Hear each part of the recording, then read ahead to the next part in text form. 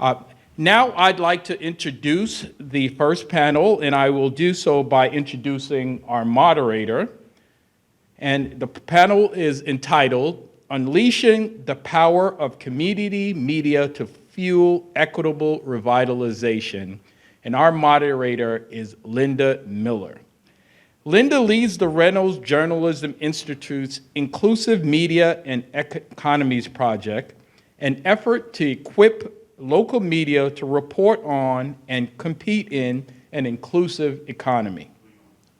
Prior to that, she spent 15 plus years as a newspaper reporter and editor, and a decade leading engagement in inclusive initiatives in public media. She oversaw the expansion of the Public Insights Network, a platform for making journalism more diverse, collaborative, and community-centered, and later expanded that work to include narrative change, impact evaluation, and inclusive workplace strategies. Join me in welcoming Linda Miller to lead the first panel. Take it away, Linda. Thank you, David. Thank you for the work that you do and putting this summit together, and also for your partnership. I'm excited to lead a discussion with this stellar panel about unleashing the power of community media to fuel equitable revitalization. And we have some really insightful and marvelous people who work in both the media sector as well as in the community development sector. To my right, starting here, is Sarah Lomax Reese. She is the president and CEO of Word Radio in Philadelphia, the only African-American owned and operated talk radio station in Pennsylvania. It's also a multimedia platform. Nothing is ever just one thing in this world today. She's also co-founder of a new startup called URL Media, a network of Black and Brown-owned media organizations that share content, resources, and revenue as a way to create greater sustainability.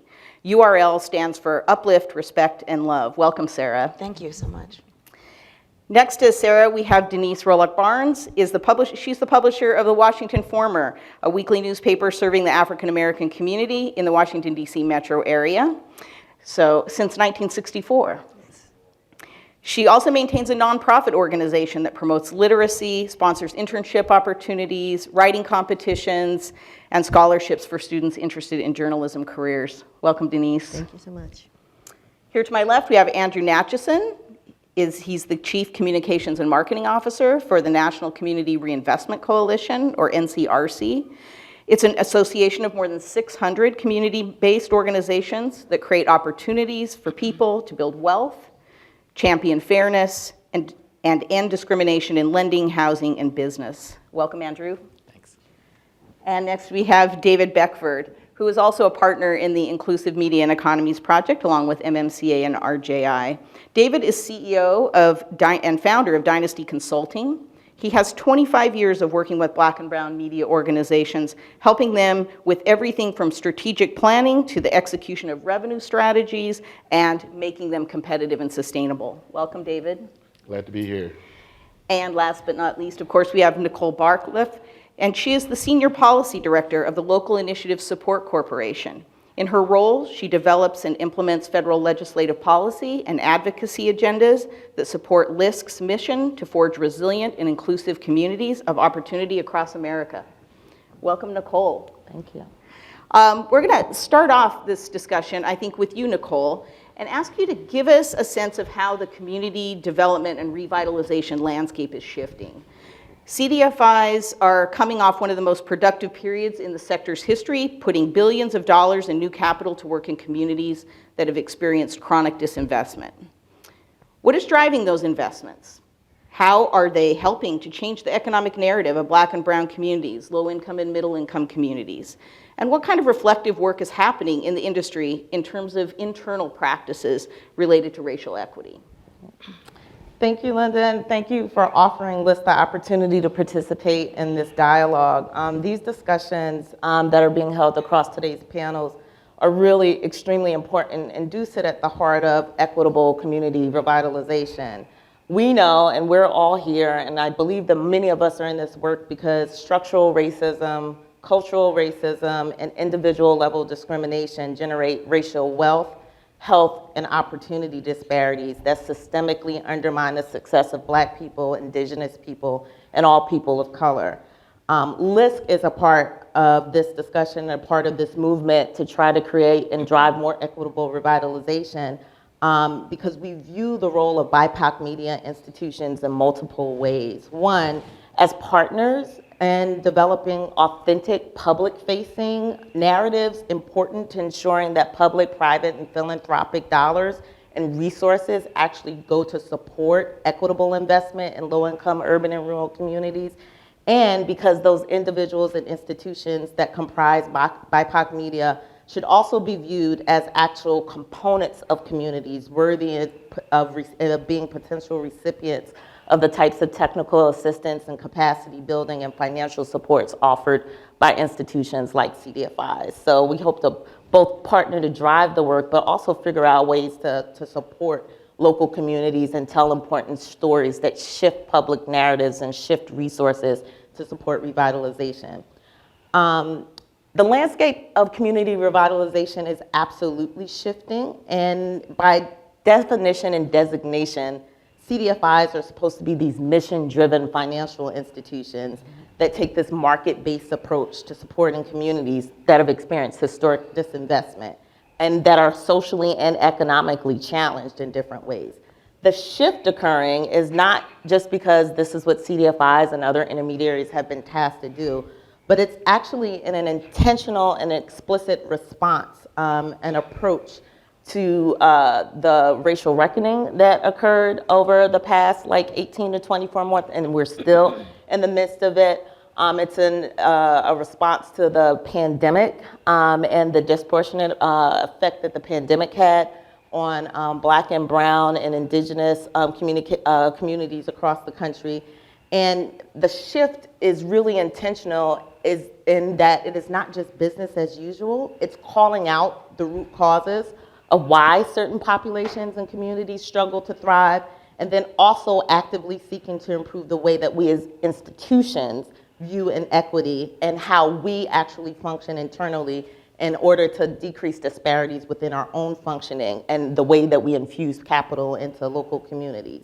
So the drivers of these investment, quite honestly, you all should take a bow who are part of media, is that quite honestly, without calling to the forefront the racial, health, wealth, and income disparities, without calling to the forefront the disparate impact of COVID on Black and Brown communities, I do wonder whether the public and private sectors would have really taken notice of what was going on the ground. And so the devastating effects of the confluence of these events really resulted in a sizable increase in funding being directed towards local communities. So for example, to date, LISC has invested across the pandemic about $240 million to support 16,000 small businesses. More than 89% of those businesses are made up of women and people of color. So about 66% of that 89% are women, and 89% of the resources going out were to people of color. And then on top of that, those entities that were receiving support for stabilization predominantly existed in economically distressed and social distressed communities. So there was a real intentional call to direct resources to counterbalance the effect of the pandemic of racial inequities that quite honestly reached a tipping point, I think, over the past year, the past 2 years almost. As we think about an industry and being reflective about our role in this, in channeling resources to stabilize communities and also improve outcomes for residents, there's a two-prong approach I think that's happening in terms of how we deploy resources. And I can't speak for all the other CDFIs, but we have really good partners in the work. And prior to the pandemic, we were taking a look at our actual practices and are we authentically engaging communities to be a part of revitalization and actually giving them empowerment tools and the resources necessary to kind of chart their future and be a partner in the work. We were actually taking a look at, are we unintentionally perpetuating systemic inequities by the financial products that we use. Everyone's heard about housing, the housing crisis, and how appraisals work differently for communities of color, like intentionally looking at the tools and resources that we use to support communities, and actually, figuring out whether or not inadvertently we are perpetuating a system that we're actually trying to mitigate negative effects of. The other piece that's happening, which is extremely important, is that many institutions are taking an inward look to how they actually function with their own staff. So literally looking at hiring practices and diversity across executive staff, in addition to bringing in youth and thought leadership that is community representative in order to drive the work. So it's a really exciting time, I believe, to be in community development. And quite honestly, as a federal policy person, I'm extremely excited to be up here with these esteemed panelists because it provides an opportunity to drive a narrative that actually determines who gets resource and the extent to which local communities actually play a role in their own empowerment and their own revitalization. Thank you. Andrew, I want to come to you next because NCRC has a CDFI, it functions as a CDFI, but it also has another larger role in negotiating community benefits agreements. And over the last 5 years, $384 billion have been negotiated through these agreements, principally lending, loan products, but also some investments in philanthropy. Can you tell us where that money comes from? Like, tell us a little bit about a community benefits agreement, how it gets negotiated, typically who receives that money, and how does the story of those investments get told? Sure. Well, that's at least a two-part question. Community benefits agreements are agreements between financial institutions, between banks, for the most part, and communities that they serve. The reason we're involved is we act as a facilitator to negotiate those agreements, to convene community representatives, to sit down with banks, and to negotiate those commitments. The reason they happen is because of a federal law, the Community Reinvestment Act, which was passed in 1977. It was an anti-redlining law. It was the law that was supposed to eradicate redlining, the historic discrimination in lending and housing, and discrimination is almost understating it. It was, overt, explicit, literal red lines around neighborhoods that banks with government support essentially conspired to starve of capital. The Community Reinvestment Act was the law that was meant to eradicate that practice, and it placed an obligation on banks to serve all the communities where they take deposits.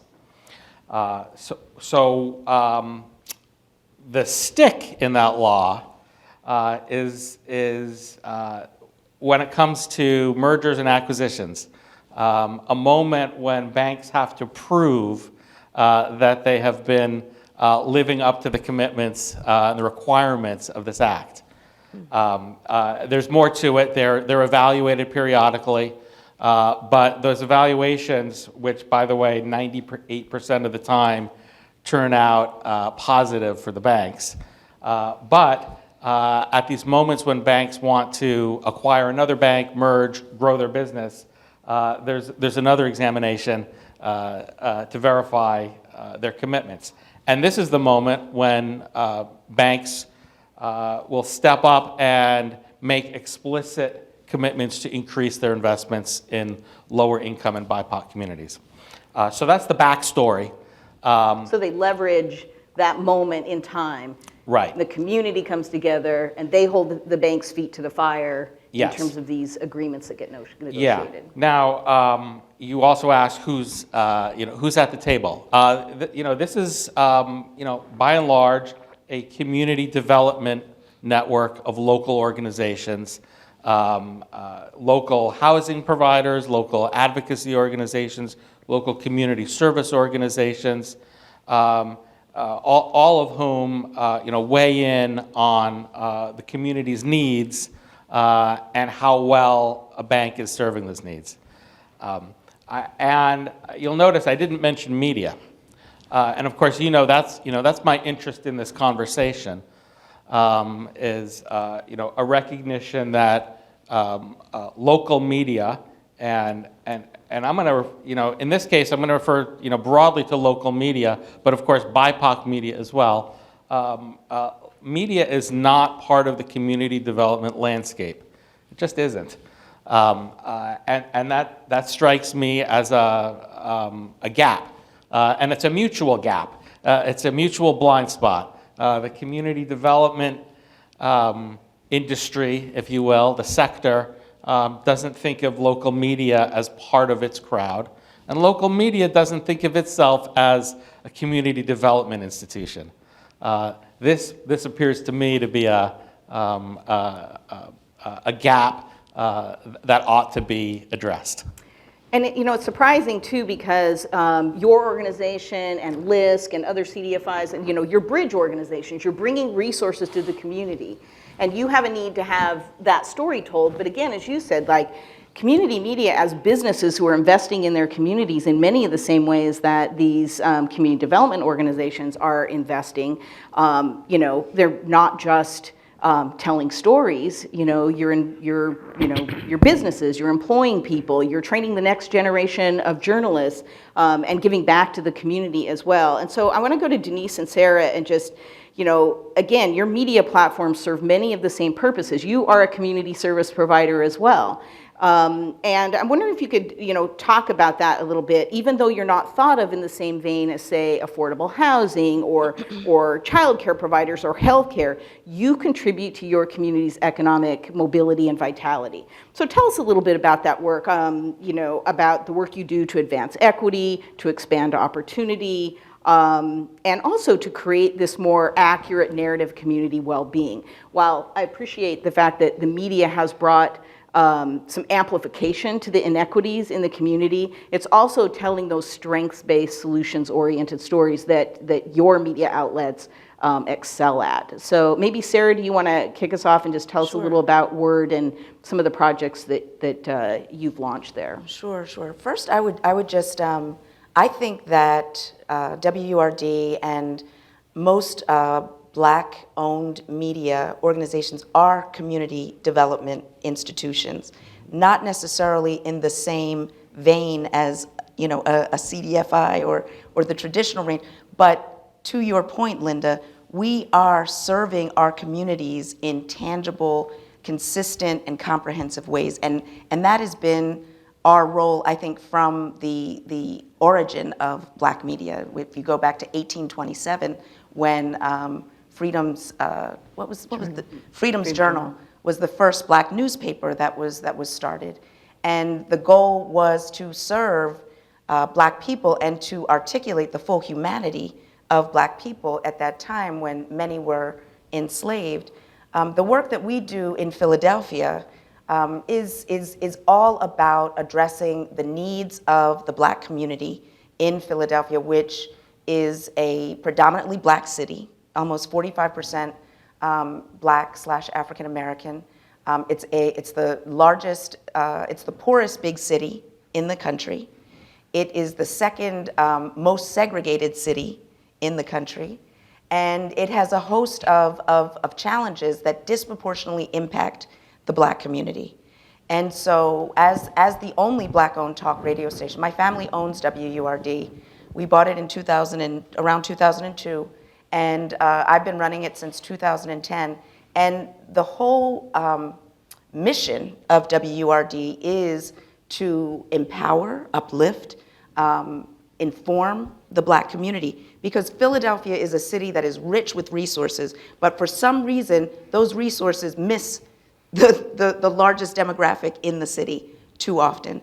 And so we see ourselves as that bridge. So we are looking at high unemployment. So because there's a high poverty and high unemployment in the Black community, we started an initiative called Livelihood, which is all about using all of our platforms, on air, social media, events, video, digital, to connect Black people to jobs and opportunity, to share information about small business development and access to entrepreneurship resources. And so we use all of those platforms to try and address a need that exists in the city. We started an environmental justice initiative because we know that even though the traditional image of environmental activists are like maybe like white Birkenstock wearing people, we know that Black people are oftentimes the ones who are most impacted by environmental racism, with with trash dumping, with pollution, with all of those things. So we started an initiative called EcoWord that is about making the issues that are most important to us, whether it's mold and asbestos and lead in schools, in public school buildings, the things that our community are going to be impacted by. We wanted to activate our listeners and our viewers, our community, to know that we need to be at the forefront of these conversations. This is not something that we can sit on the sidelines for, whether it's around voting or vaccine efforts, or all of the myths and the confusion around COVID when the pandemic began. We as Black media are a trusted resource that our community goes to really understand what is real and what is, because there are there's a lot of historical realities and reasons for Black people to be skeptical, to be, to question whether we are being taken advantage of, or whether we are being, inappropriately targeted. And Including so, banks and CDFIs and these sort of institutions. And so the last thing that I wanted to say was about accountability. That too is a really important part of what I think Black media does. And so all of the things, and I think that there has been a lot of money pledged to support Black businesses, and I know since 2020, there have been additional resources that we've been able to access. But the reality is there's a big gap between what's pledged and how that money actually gets to the people who need it the most. And so we just did a big article about the banks, and it was specifically about, billions of dollars have been pledged to support Black businesses. Billions of dollars have been pledged from philanthropic organizations to support Black media and all of these institutions. But the people on the ground, it's not getting to the people who need it the most. And so I see our role as calling that out, holding stakeholders, holding leaders to account. And that to me is just as important around this kind of community development institution building that we are playing a major role in. It's amazing. I've worked for a lot of white-led media organizations, and they might help put on a job expo, but they're not getting people jobs. I mean, you're connecting people to resources, getting them jobs. I can't think of anything that is more central to sort of like economic mobility than doing that work. And it's not unusual. This is second nature. And Denise, talk to us a little bit about the Washington Informer. It's been around since 1964, and you took the helm in 1984. So tell us a little bit about the work that you do in your community. Thank you, Linda, I appreciate that, and thank you very much for allowing me to be a part of this very important panel. And I came to this panel actually trying to think of some ways that I could tap into the conversation or the keynote speakers' opportunities that he presented as it relates to ways in which to build Black or BIPOC, but I'm speaking on behalf of Black press. And I want to say ditto to everything that's been said, and I want to say down at the end, who knew, right? So I'm gonna start essentially by saying that the Washington Informer has been serving the Washington metropolitan area since 1964. When my dad passed in 1994, that's when I took over, and one of the things my father used to say two things all the time, and one was, if it is to be, it's up to me. And no one can save us for us but us. And the theme that we heard a little while ago when he started another organization related to the Washington Informer was how we meet unmet needs. And so all those things have been the focus of what we've done over the last 57 years. And the only two things that I can think of besides the advertising, the events, the partnerships, the list of 6 that were mentioned, probably the only 2 we haven't really done is memberships, although we survive off of subscriptions, paid subscriptions once upon a time, and the labs. So, I mean, none of this is new for those of us who've been in Black press and been in Black press for, as Linda said, over 100 years. The thing is, when we talk about what the CDFIs are doing, LISC and others, you know, there's a lot of work that's being done in our communities, and our communities see it, right? We see new housing coming up. We see new businesses, structures. I mean, in our community in Ward 8 in Washington, D.C. just this week, a brand new building was built with a nice coffee shop at the bottom. People that live maybe 4 blocks away really look at that building as a threat, right? Because they don't know that this building was constructed with a partnership with Black entrepreneurs, that Black-owned businesses are going to exist in this building, and that there are opportunities for jobs in that building.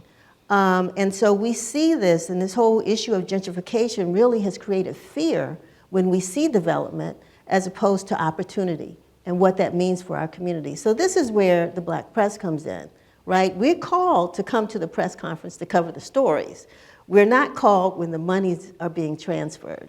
And so, I always say that, you know, it's an interesting thing. I just don't think as we describe the communities that we serve, that those communities are valued, right? They don't think that our communities have money, that we spend money, that we make money, that we, you know, can have the capability of building our own communities ourselves. And so we've got to find a way to change that mindset, because I don't care what you offer. If you don't respect or value the community that we serve, then those dollars aren't going to come our way. And when you talk about, which I think is so commendable, to give resources to help Black-owned businesses, once you've got your business set up, you've got your staff, you've got your inventory, what is the one thing you need to do? Is to market. You need to let people know that you exist. Those dollars aren't provided in those grants. So those business owners can't do what a McDonald's or a Coca-Cola or Take out anybody an else ad in can the do. Informer. They can't afford to do Yeah, it. right. They can't until, you know, enough resources come in either to pay back the loans or whatever it is. I mean, so we are there. That's where we come in, because we understand the value of having these businesses in our community and the necessity for them to be successful. And so that's where our community service comes in, and we do a lot of that. So we are now in the midst of doing a project. Fortunately, we got a grant to do this, and it's dealing with the issue of gentrification, and we're calling it Our House DC, keeping homes Black-owned in Wards 7 and 8. And we believed at the inception of this that the reason why Black folks were losing their homes was because of taxes.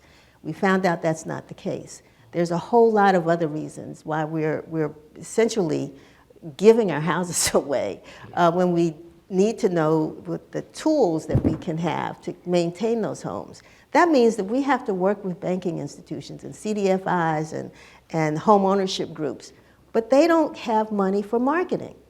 They can't, they don't, when we knock on the door, they say we don't have the money, right? And so, but we've got to tell your story, because we've got to help the community to know that these programs are available for them, that there are opportunities available for them.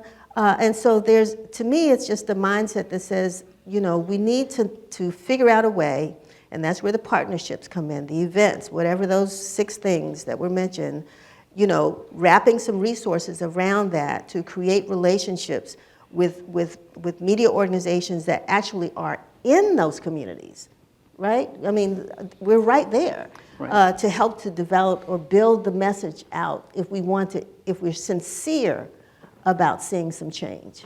Well, and we see, I mean, these interests are converging, because, you know, you all have a need to engage the community, to get input, to bring them to the table, to make sure their voices and needs are expressed and acted upon. And you are that bridge, you are that connector, you are that convener. You can play that role to bring people, and you have the trust. I think that is something that cannot be overstated enough, which is, you know, if an organization wants to come into a community and they want people to even show up, right?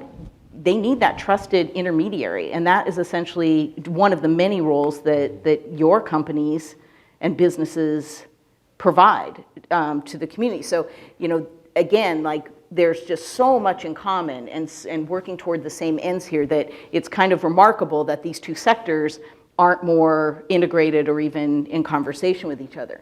But you Can I just, Yeah. I want to just underscore something that Denise said. If our communities that we serve as Black media are not valued, our institutions are not valued. And that is the reality that is historic and current. And so I think that, and I do see that we are serving the same audiences on, with this community development, CDFIs and Black press. But again, I think that we have to really do some deep introspection around the, the fact that Black, and I'm going to say Black because similarly I serve the Black community. Black communities in this country are not valued. And that is reinforced in subtle and very overt ways. And that's what has to change. And and until we can change kind of people's hearts, we got to change the policies that will allow the money to flow in the direction that it's supposed to flow. Because I don't know when people's hearts and minds are going to actually change around that, but they can start to change the flow of the money. And just to drive that point a little bit further, Yes. there's a Black-owned bank in this city that years ago used to have a relationship with the Informer. And we reestablished that relationship several years ago. And the president of the bank said to me one day, he said, Denise, I'm really shocked. And I said, why? He said, because your readers are my customers. Of course, it's the Black community, right? And these people have money. They put that money in banks. They're business owners. That's who we're trying to help you to reach more of. But it's like it took the chance, the risk that he thought he was taking to do business with us, to recognize that our communities were the same. Well, and it probably stands to reason that if they're not investing in you, then and they're not valuing your businesses, it's also a sign they're not valuing the communities you serve. Exactly. Exactly. David, I want to bring you in because you work with numerous Black and other BIPOC multicultural media organizations, and I want to get a sense of what are the resources that we truly need to kind of, and these shifts that we need in the community media space. We've talked a lot about maybe some of the policy shifts and other things we need on the community development side, but tell us what we really need to truly unleash community media and build their capacity in a way where they are, valued and recognized as the connectors that they are in their communities. And also so that they can do this accountability work, right? So, there's so many roles that these organizations play. So from your perspective, tell us what we need. Well, we work with dozens and dozens of Black and brown media organizations throughout the country, and have been doing so for many, many years, and had the benefit of understanding their challenges and the barriers that they face on a daily basis just to report the news. And I always say there's a difference between reporting the news and living the news. And many publishers, when you're starting community engagement initiatives and job portals and the Black Business Spotlight for free for folks, that is a community-based initiative that is actually addressing a disparity in the community. So these publishers, they're the conveners, right? They're out there doing that work, and they are bringing hundreds and hundreds and shining that light on hundreds of organizations that without them would not get access to that marketing. It takes a lot, Linda. It takes commitment. It takes an understanding of what your value proposition is. It takes capacity and the ability to be able to scale up to meet the ever-growing and ever-changing landscape of needs of Black and brown people all over the country. And most importantly, it takes cash. And without cash, as we're beginning to understand, for 100 years, Black press has just been creative in just trying to figure it out. Well, we understand that during the COVID initiation year of 2020, 4 million African American businesses are shuttered and no longer coming back. It's a huge impact on our economy. And in many instances, there are publishers who were shuttered alongside them. I talked to a publisher who will be on another panel here in Joliet, Illinois. They are the last African American publication that serves 9 communities in Will County. And they're doing it, on a hand-to-mouth budget, if you will. So building capacity, we've gone in, we decided, our organization and many others to be a part of the solution. And, we've, again, had that ability to look at the organizations internally, understand what those challenges are, and help them develop these solutions. So hiring people and bringing on talent and bringing on organizations and even being able to do the weekend news and where you might be informing an entire community. And without that ability to be able to do it, there is a direct negative impact. Even being able to do that is another $100,000. Another $200,000 to, fund salaries, to bring in technical consultants and people such as myself and my team, to help you generate that income, right? So it's a huge uphill battle, but they're doing the work anyway. So there's commitment, there's value, and I always, when I talk to financial institutions and CDFIs, I say, there are no other organizations more so than a publisher, more so than a radio station that is addressing the direct needs of their community day in and day out without your funding that deserves that funding, right? And funding is a lot of different things. I mean, organizations during 2020, I know many of them who didn't get a PPP loan, right? Who couldn't get access to it. They're making $1.5 million in revenue, but still couldn't get a bank loan, right? That's a pervasive issue. If a community-focused organization, a CDFI is community-driven and says that they need to get the word out and tell their complex story, then there's no better organization who is prepared to do that than these African American and BIPOC publishers. So they are worthy of investment on the same level as the major institutions, that are out here doing the work, such as the NAACPs and the urban leagues and all of the above. Because it starts with the mentality for the publishers that they have to recognize that they are community service information providers, that you started a jobs portal, right? Yeah. You are hiring people when you can, and training and providing marketing and activity, but above and beyond all of that, we get regulated to the conversation of just, we're an advertising vehicle. And you're so much more than that. And the CDFIs and financial institutions have to recognize what that value proposition looks like.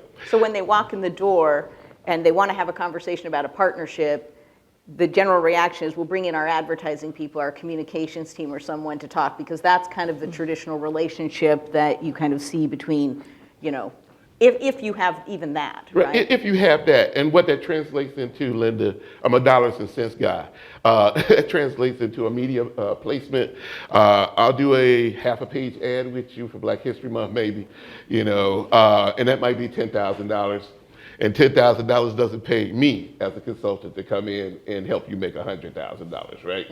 So regulating these organizations to a one-time or non-relationship or extended relationship opportunities where when that same organization can connect you directly to the community and can identify, advise you, provide their technical assistance to connect CDFIs to the community, to help people meet CRA requirements that you talked about, Andrew. It's all there. So my question is, why isn't it happening, right? Last note, we surveyed about 35 or so publishers throughout the country and asked them what does it take to truly scale up, and that's how we settled on this cash capacity and this commitment, if you will, from the financial institutions, and not just loans and products and services and advertising, but partnership, right? To actually go into the community with us. Operational funds. Operational fund, but go into the community with us and address all of the disparities, because there is no disparity that money does not touch, that money does not change the equation. So we develop, based on the feedback from the publishers, we need to pull together a fund based on grants, loans, technical assistance, and strategy and advice to help them continue to do this work, to keep them from not going out of business, first and foremost, help them to continue to do this work and be able to move forward. Some of that came in the form of grants from the Facebook Journalism Project and Google News Initiative and many other philanthropists. But now we need the corporations. We Yeah, need those but guys. let's be clear, the percentage of journalism philanthropic dollars that go to BIPOC media is like 8%. Of all the money that the Knight Foundations and on all of these journalism funders, you're getting like table scraps, basically. And not that grants don't help and advertising money doesn't help, but aren't we kind of just dancing around the edge here? Because, Andrew, there's a lot of money out there. Absolutely. There is. So I want to stress some things that David was getting at. It's about the relationships, and if we're just talking about finding new channels of advertising revenue, that is playing at the edges. That's incremental. It may have some potential. There may be something there, but it's the big picture is still daunting for local media. Let's also acknowledge that local media across the board has been devastated. The business model of local media is not what it used to be. And everything that everybody has said here is absolutely true. And BIPOC media has been marginalized for a century plus. They're now marginalized in a business that itself is almost collapsing. What that calls for is A call to action. it's a call to action, but it also forces you to think about different business models and different relationships. And yes, you asked about the volume of capital. Trillions of dollars is allocated for small business lending, for housing, for community development. And we just had a huge infrastructure bill. There's the infrastructure bill, there's federal policy. My interest in local media is as an anchor institution for local communities. And that's not based on how robust or how weak their advertising business is. It's based on the information flow and the empowerment of communities through information. It's civic infrastructure. Absolutely. Sarah, I know you want to jump in Yeah, here. I do, because I think that this country has a PhD in figuring out ways to disenfranchise Black people. So when there is money when money starts to flow, I just want to make sure that we're clear on how we're defining BIPOC. Because there are lots of white-owned organizations that target the Black community, but they're not owned by Black people. They're not committed to the Black community in the way that our institutions are. So I just want to be, as if, and I hope this, this really gets traction, because it could be transformative, but it has to be monitored very carefully. And the people who have been, toiling in the vineyards for decades, centuries, we need to be at the front of the line, as opposed to, oh, well, now we're defining it in a way that it empowers other people. And so I just want to make sure that as we think about this, we're real clear on who the beneficiaries are, and that it really is Black and brown owned media, not just serving media. This is my sister in the struggle here, you know what I'm saying, really, because we've had that conversation before, and being in this business, I mean, since I was 9 years old, and knowing the different terms for the flavor of the month, and we've gone from, Negro media to ethnic media to multicultural media, and now we're BIPOC media, so who knows what we're going to be in the next, 2 years. And the other thing, it was interesting, I had an opportunity to interview a bank president not too long ago, and at David's request, asked him about CRA. And That's the Community Reinvestment Act. Reinvestment Act, and his response to me was, oh, that's nice, but that doesn't really work for all of us. Well, I thought it was mandatory. I didn't think you had a choice, as to whether you wanted to engage, in this law. But, he's got a better flavor for what he wants his bank to do, and we're still waiting to see what that is. So, you're right. You're right. It's a circle, a never-ending circle. But what we do is, again, like the speaker said earlier, we are trying to figure out ways to, move the needle away from advertising, because advertising doesn't always benefit our community. We recognize that. So those events, those partnerships, to find ways to really engage, to bring the communities together, to give voices to both sides, to have them talk to each other, about community needs and community benefits or opportunities. We are the link, we are the bridge. And so that's what, we're trying to get to. Well, and I'm excited for our second panel later today because it is going to be about leveraging community development to invest in community media.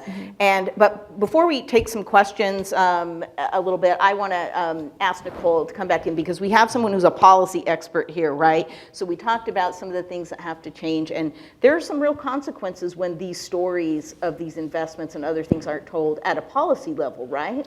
Absolutely. And I want to say two things. One, kind of backtracking a little bit to the CDFI and financial institution blind spot. Like, it absolutely exists. And I think that one of the things that was interesting is this event internally forced conversations about, oh, wait a minute, let's step back and let's look at this and rethink the way that we are potentially partnering local communities. So what's different for, I think, this conversation in terms of historically we keep dancing around this issue is that we are truly, I think, at a pivotal moment where we're having really difficult conversations and uncomfortable conversations in our business institutions. And I think that now is the time that when folks are changing the way that they do their financial analyses or who they partner with, or really predicating their work upon authentic community engagement. And what does that mean? This now is the time. So it's just, there is absolutely a blind spot there, but I am hopeful that these other meaningful conversations that we're having are going to push this issue and make a difference in local communities. From a federal policy perspective, it's the same issue, right? Like, when have we had an administration that does a request for information on racial equity in public policy and in public programs? Like, literally, community give us responses for how you think the programs and the resources that we put out could be more equitable, but also address racial disparities and gaps and what have you. One of the comments that we submitted was that your comment process actually boxes out some authentic community engagement. You have to build the capacity of entities to be able to weigh in to talk about how to direct resources. I think that's a very much related conversation here. So there's opening a spigot for dollars, but there's also the structural way that historically we've engaged local communities. It's been very paternalistic. It's been very much, we know best for you. When I say the we, I'm not talking about any of the institutions up here or mine, but it's been a general mindset. I think the shift, the now moment, is a change in that, because what we saw from, millions of people dying because of health disparity, what we saw from businesses being shuttered in local communities, some that will never come back. What we saw is from women being able to engage in the workforce, like being blocked from it because they don't have childcare access in their local communities, or it's like not high quality.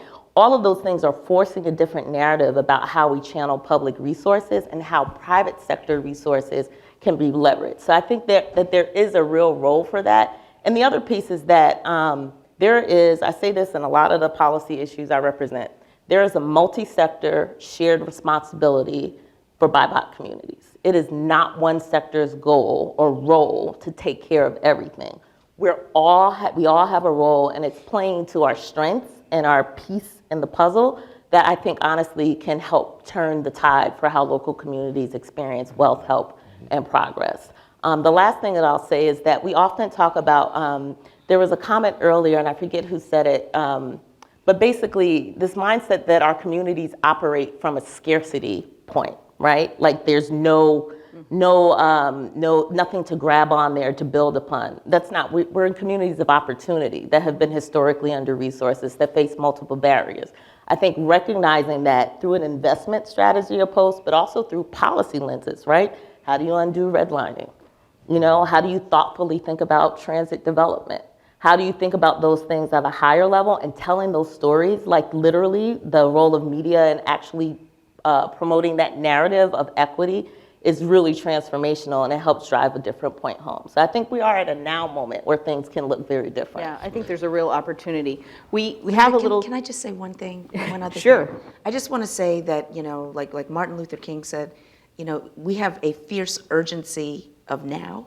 There is an urgency. Black media, and I think it was David or Andrew said that the local media landscape has imploded. It is on life support. So as we say in the Black community, if the white community has a cold, the Black community has pneumonia, you can use that same analogy for media. And so I love the fact that we're looking at these kind of policy and these longer term kind of solutions, but there is a fierce urgency of now. Because if we wait another 5-10 years, and you're not going to have, there's only 3 Black-owned talk radio stations in the country left. If we keep twiddling our thumbs and like trying to figure this out, There won't be anyone to there tell won't these stories. be. Yeah, exactly. So we've got to have a short-term, urgent plan, and we need to have a longer-term one. And Linda, Well you said. mentioned, you mentioned the infrastructure bill, and I wanted to give a shout out to Report for America and Steve Waldman, who was able to get in that bill some legislation that would support local media.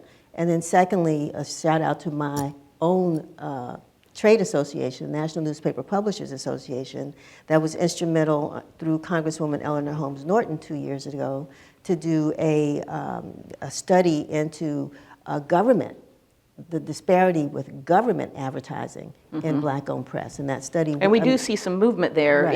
in New York and other places through the Boost Initiative and right. community media. So, Right. well, look, I know we could talk all day here, I think, Yeah. and not even cover the gamut of both the challenges and the opportunities. But we want to give folks in our audience a chance to ask our panel some questions. I'm going to take a moment of privilege to ask the first question. This panel is on fire. I have an operational question, because you're right, the urgency of now. We have about $7 trillion that's been sort of allocated from the federal government. So my question for the panel, specifically, especially you, Andrew and Nicole, what is the infrastructure that's needed to actually facilitate the transfer of this funding into community media? Nicole, I'm sure you know the answer. Right. I don't think we have the answer. I think that this is actually a conversation that folks need to take back to their institutions and figure it out. Like, so one of the issues, Black media and BIPOC media is experiencing some of the same difficulties accessing capital that non-media organizations that are organizations of color have experienced. So everybody remembered PPP and how that came out, and it's like, oh, you need a traditional banking a relationship with your bank, and there were lots of businesses that were unable to draw down those resources because of historical lack of connection that has nothing, that didn't have to do with their specific industry, but had to do with who they were and how they accessed capital.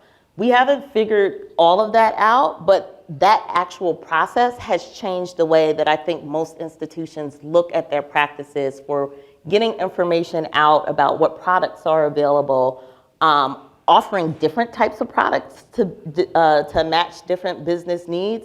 And so it's not a perfect solution right now, but I think step one is that our institutions have to look internally about how we, who's eligible for what, how we underwrite certain things, and then, who we should be intentionally targeting in terms of wanting to build their capacity because it serves, the larger community interests in addition to the individual business bottom line. So I don't know that we have an answer, but I know that it's a work in progress and we're trying to figure it out, not just for this industry, but for others as well, because it's a real problem. Well, I'm guessing just LISC, you have experts in affordable housing, right, who work in each of your offices. You have experts in many of the other areas of investment. To truly build up that capacity, we're going to have people who have some knowledge of what the challenges and opportunities are in community media. So those partnerships that David mentioned are important. Well, look, first of all, part of the answer is the infrastructure bill did not channel capital into media, and it did not define media as part of local community infrastructure. And the reality is that a whole bunch of money that's going to flow out of that infrastructure bill is going to go into other institutions that at one time might have been media. For instance, there's a billions of dollars that's pending for home ownership related investments, and this is also, I'm also addressing the bill that's still pending. That money at one time would have, some of that money would eventually have flowed through local media because local media had real estate businesses that flourished. A lot of that business is now not in local media; it's in national platforms, and so companies like Facebook and Zillow and even Realtor.com, they're going to wind up being the unintended beneficiaries of some of that investment, and local media isn't.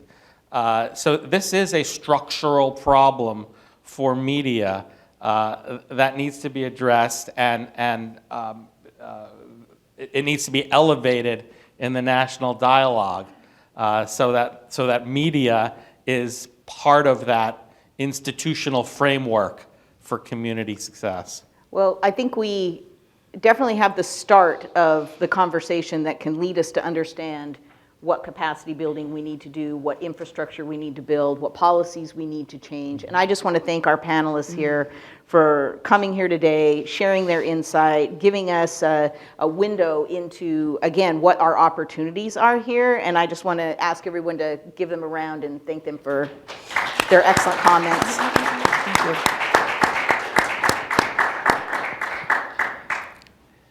All right. All right.